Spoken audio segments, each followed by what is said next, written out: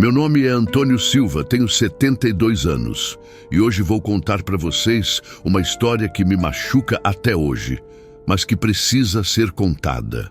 Uma história sobre como o sistema de saúde público deste país pode transformar um homem digno em um mendigo de piedade, como pode quebrar a alma de quem trabalhou a vida inteira acreditando que seria respeitado na velhice. Eu sempre fui um homem de palavra. Trabalhei 45 anos como metalúrgico na região do ABC Paulista. Levantava às 5 da manhã todos os dias. Voltava para casa sujo de graxa e orgulhoso do meu trabalho. Criei 3 filhos, todos formados, todos com vida estável. Minha esposa Marlene sempre dizia que eu era teimoso, mas justo. Antônio, ela falava, você é daqueles homens que não dobra o joelho para ninguém. E era verdade. Sempre acreditei que trabalhar honestamente, pagar os impostos em dia e respeitar as leis me garantiria uma velhice tranquila. Que ingenuidade a minha! Tudo começou no final de 2022, quando comecei a sentir uma dor no peito que me deixava sem ar. No início pensei que fosse cansaço. Afinal, aos 70 anos, o corpo não é mais o mesmo de quando eu carregava vergalhões de ferro no sol escaldante da construção civil. Mas a dor persistia, crescia como uma fera faminta devorando meu peito por dentro.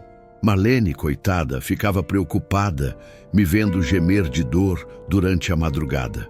Vai no médico, Antônio, ela insistia, segurando minha mão com aquele jeito carinhoso que só ela sabia fazer. Não é normal essa dor, amor. Você está me assustando. Fui ao posto de saúde do bairro numa segunda-feira de março. O sol estava forte e eu já estava suando antes mesmo de chegar lá. A fila era imensa, serpenteia pelo quarteirão como uma cobra preguiçosa.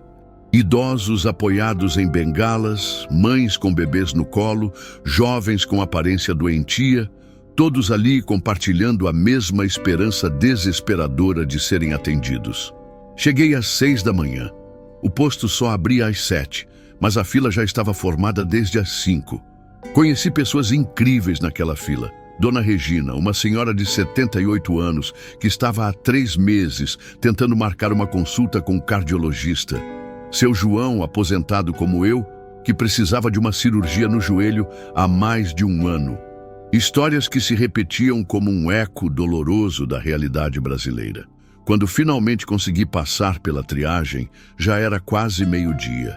Minha pressão estava alta, 16/10, e a enfermeira franziu o senho ao ver o resultado. O senhor precisa de um cardiologista urgente, ela disse, carimbando um papel com força desnecessária. Mas só temos vaga para daqui a 4 meses. 4 meses. Senti o mundo desabar sobre minha cabeça. A dor no peito latejava como um martelo batendo contra minhas costelas.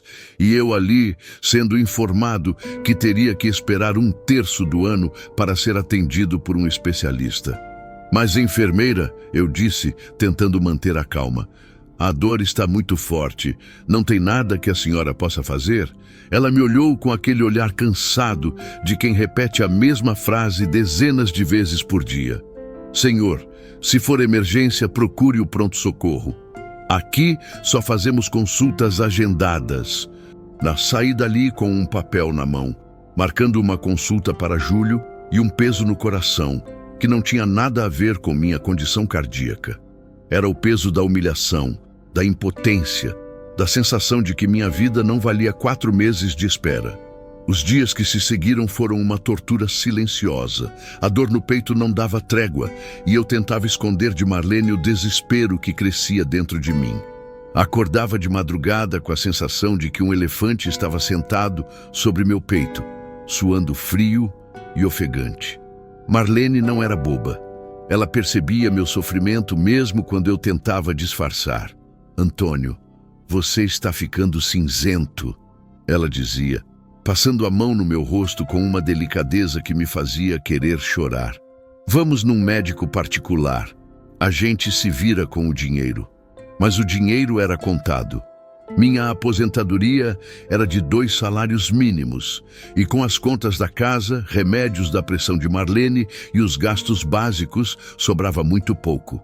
Uma consulta cardiológica particular custava entre 300 e 500 reais, sem contar os exames que certamente seriam solicitados. Foi quando meu filho mais velho, o Ricardo, sugeriu que eu procurasse o pronto-socorro.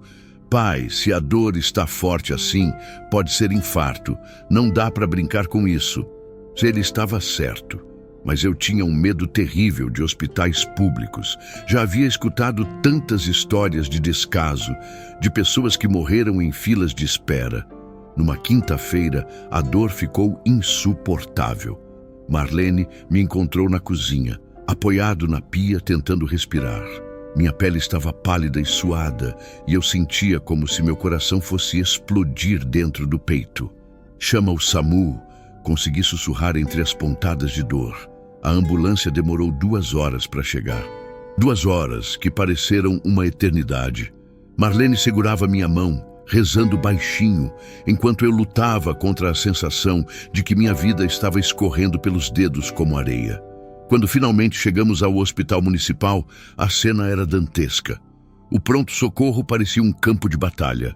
Pessoas gemendo de dor nos corredores, familiares desesperados implorando por atendimento, enfermeiros correndo de um lado para o outro, com cara de quem estava no limite da exaustão. O médico plantonista, um jovem que aparentava ter menos de 30 anos, me examinou rapidamente. Pediu um eletrocardiograma e alguns exames de sangue. Não parece ser infarto, ele disse, sem sequer olhar nos meus olhos. Provavelmente é ansiedade ou refluxo. Vou te dar um remédio para a dor e você procura um cardiologista. Ansiedade. Refluxo, 45 anos de trabalho pesado, e um menino de jaleco me dizia que minha dor no peito era ansiedade. Senti uma revolta subindo pela garganta, mas engoli seco. Não adiantava brigar com quem estava ali para me ajudar. Voltei para casa com uma receita de omeprazol e a sensação de que havia sido enganado. A dor continuava, persistente e aterrorizante. Marlene chorava escondido, pensando que eu não via, mas eu via. Via e sentia uma culpa imensa por não conseguir resolver aquela situação. Foi então que decidi tomar uma atitude mais drástica. Liguei para a ouvidoria da Secretaria Municipal de Saúde. Depois de ficar 20 minutos ouvindo uma música irritante, consegui falar com uma atendente. Expliquei minha situação, a dor no peito, a demora para conseguir consulta. Senhor, ela disse com uma voz automatizada, o prazo para consulta especializada é de 60 a 120 dias. Se o senhor acha que é urgente, procure o pronto-socorro. Era um círculo vicioso. O pronto-socorro não resolvia, mandava procurar o especialista. O especialista não tinha vaga. A ouvidoria repetia o protocolo. E eu ali, no meio desse labirinto burocrático, sentindo minha vida se esvair com cada batida dolorosa do coração. A primeira reviravolta veio de uma forma que eu jamais imaginaria. Estava numa sexta-feira, tentando fazer algumas compras no mercado, quando senti uma dor tão forte que desabei no meio do corredor dos produtos de limpeza. A última coisa que me lembro foi de ver as pessoas se aglomerando em volta de mim, sussurrando palavras que não conseguia entender. Acordei no hospital com Marlene segurando minha mão e uma expressão de terror no rosto. Antônio, você teve um infarto, ela disse, com a voz embargada. Um infarto silencioso. O médico disse que você estava há meses tendo pequenos infartos sem saber. Dr. Henrique, o cardiologista que finalmente me atendeu, era um homem de meia idade com olhos cansados, mas bondosos. Ele se sentou na beirada da cama e me explicou com uma paciência que eu não havia encontrado em nenhum outro profissional, que eu tinha 3 artérias obstruídas e precisava de uma cirurgia urgente. Senhor Antônio, ele disse, olhando diretamente nos meus olhos, o senhor teve muita sorte. Se tivesse demorado mais alguns dias, talvez não estivesse aqui para contar a história. Sorte. Eu quase havia morrido por falta de atendimento médico adequado, e ele chamava aquilo de sorte. Mas entendi o que ele queria dizer. Pelo menos agora eu seria levado a sério. A cirurgia estava marcada para a semana seguinte. 3 pontes de safena, um procedimento complexo que duraria cerca de 6 horas. Marlene não saía do meu lado e meus filhos se revezavam para me fazer companhia. Pela primeira vez em meses, eu me sentia cuidado, mas a segunda reviravolta veio justamente quando eu achava que as coisas estavam se resolvendo. Na segunda-feira, véspera da cirurgia, o doutor Henrique apareceu no meu quarto com uma expressão sombria. "Senhor Antônio", ele disse puxando uma cadeira para perto da cama, "eu tenho uma notícia ruim. O centro cirúrgico está com problemas no ar-condicionado e não podemos fazer cirurgias cardíacas sem a temperatura controlada. Vamos ter que reagendar." Reagendar. Aquela palavra ecoou na minha cabeça como um tiro. Eu estava internado há uma semana. Minha família havia se organizado. Eu havia me preparado psicologicamente para a cirurgia. E agora me diziam que teria que esperar mais. "Doutor", eu disse, sentindo as lágrimas queimarem nos meus olhos. "Quanto tempo?" "Não sabemos. Pode ser uma semana, pode ser um mês. Depende da manutenção." Naquele momento, algo se quebrou dentro de mim. Não foi apenas o coração que se despedaçou. Foi a minha fé no sistema, na justiça, na dignidade humana. Comecei a chorar como uma criança, sem conseguir me controlar. Marlene me abraçou, mas eu sabia que ela estava tão perdida quanto eu. Dr. Henrique permaneceu ali, em silêncio, segurando minha mão. "Senhor Antônio", ele disse finalmente, "eu vou fazer tudo o que estiver ao meu alcance para acelerar isso. O senhor não merece passar por isso." Aquelas palavras me tocaram profundamente.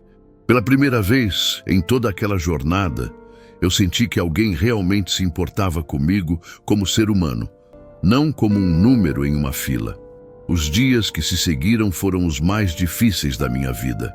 Eu estava internado, ocupando um leito que o hospital precisava, mas sem data para a cirurgia. Sentia-me como um estorvo, um peso para o sistema que deveria me proteger. Foi quando conheci Dona Aparecida, uma senhora de 75 anos que estava no leito ao lado.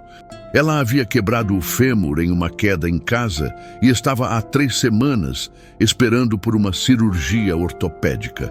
3 semanas deitada, imobilizada, dependendo de fraldas e da ajuda das enfermeiras para tudo. "Sabe o que mais me dói, seu Antônio?" Ela me disse numa noite em que nenhum dos dois conseguia dormir. "Não é a dor no osso, é a sensação de que ninguém se importa se eu vivo ou morro." Suas palavras me atingiram como um soco no estômago. Era exatamente isso que eu sentia. Uma sensação de abandono, de que minha vida não tinha valor para o sistema que eu havia ajudado a construir com meus impostos e meu trabalho. Marlene passava o dia inteiro no hospital, dormindo numa cadeira desconfortável ao lado da minha cama. Ela estava emagrecendo, com olheiras profundas e uma expressão de cansaço que me partia o coração. "Vai para casa, amor." Eu insistia. "Não adianta você ficar doente também." Mas ela não saía. "Antônio", ela dizia, segurando minha mão com força, "eu prometi que seria na alegria e na tristeza, na saúde e na doença. Não vou te abandonar agora." No 10º dia de internação, Dr. Henrique apareceu com uma notícia que mudaria tudo. "Senhor Antônio", ele disse com um sorriso discreto, "consegui uma vaga no Hospital das Clínicas. É um hospital universitário, com uma estrutura melhor. A cirurgia pode ser feita amanhã." Eu não conseguia acreditar. Depois de tanto sofrimento, finalmente haveria uma luz no fim do túnel. Dr. Henrique me explicou que ele havia usado seus contatos pessoais, havia ligado para colegas, havia movido céus e terras para conseguir aquela vaga. "Doutor", eu disse com a voz embargada, "o senhor salvou minha vida." "Não, senhor Antônio", ele respondeu, "o senhor salvou a minha fé na medicina. Casos como o seu me lembram por que escolhi essa profissão." A transferência foi feita no mesmo dia. Marlene segurou minha mão durante todo o trajeto na ambulância, sussurrando palavras de encorajamento. Vai dar tudo certo, amor. Ela repetia como um mantra. Deus não vai nos abandonar agora. No Hospital das Clínicas, fui recebido por uma equipe excepcional. Dr. Roberto, o cirurgião cardíaco, me examinou minuciosamente e explicou cada detalhe da cirurgia. A estrutura era moderna, os equipamentos funcionavam perfeitamente e pela primeira vez em meses eu me senti em boas mãos. Senhor Antônio, Dr. Roberto me disse, a cirurgia é complexa, mas o senhor está em condições de passar por ela. Vamos fazer 3 pontes de safena e se tudo correr bem, o senhor vai ter uma qualidade de vida muito melhor. Na noite antes da cirurgia, Marlene dormiu ao meu lado pela última vez, antes do procedimento. Eu a observei dormindo, com aquela expressão serena que ela só tinha quando estava realmente em paz. E pensei em como havia sido injusto com ela durante todos aqueles meses de sofrimento. Marlene, eu sussurrei sem acordá-la, se eu não sair dessa, quero que você saiba que você foi a melhor coisa que aconteceu na minha vida. A cirurgia durou 6 horas. 6 horas que para Marlene e meus filhos devem ter parecido uma eternidade. Quando acordei na UTI, ainda meio zonzo pelos anestésicos, a primeira coisa que vi foi o rosto de Marlene, inchado de tanto chorar, mas sorrindo. Deu tudo certo, amor, ela disse, beijando minha testa. Você é forte, você conseguiu. Dr. Roberto apareceu pouco depois, com uma expressão de satisfação. Senhor Antônio, a cirurgia foi um sucesso. Fizemos as 3 pontes e seu coração está batendo perfeitamente. Com o tempo, o senhor vai se sentir como novo. Os dias de recuperação foram lentos, mas cada pequeno progresso era uma vitória. Conseguir sentar na cama, dar os primeiros passos, subir uma escada, tudo era motivo de celebração, mas a verdadeira cura veio quando eu decidi transformar minha experiência em algo útil. Comecei a visitar outros pacientes cardíacos, compartilhando minha história, oferecendo palavras de encorajamento. Virei uma espécie de conselheiro não oficial da enfermaria. Seu Antônio, me disse um jovem de 45 anos que havia sofrido um infarto precoce. O Senhor me deu esperança. Se o Senhor conseguiu, eu também vou conseguir.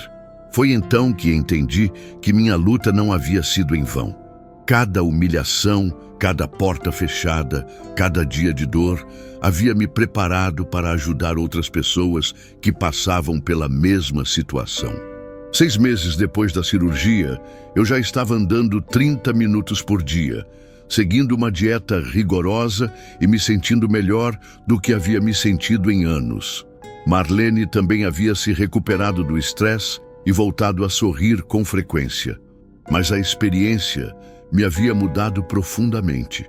Eu não era mais o mesmo homem que acreditava cegamente no sistema. Agora eu sabia que às vezes é preciso lutar, gritar, insistir para ter seus direitos respeitados. Comecei a participar de grupos de apoio a idosos, compartilhando minha experiência e orientando pessoas sobre como navegar no sistema de saúde. Virei uma espécie de ativista involuntário, alguém que não se calava diante da injustiça. Antônio, Marlene me disse um dia, enquanto eu preparava um material para uma palestra sobre direitos do idoso, você encontrou sua nova missão na vida. E era verdade. Minha luta havia me ensinado que não basta trabalhar honestamente e pagar impostos. É preciso conhecer seus direitos, exigir respeito, não aceitar o não como resposta final. Hoje, 2 anos depois da cirurgia, eu sou um homem diferente. Mais forte, mais determinado, mais consciente dos meus direitos.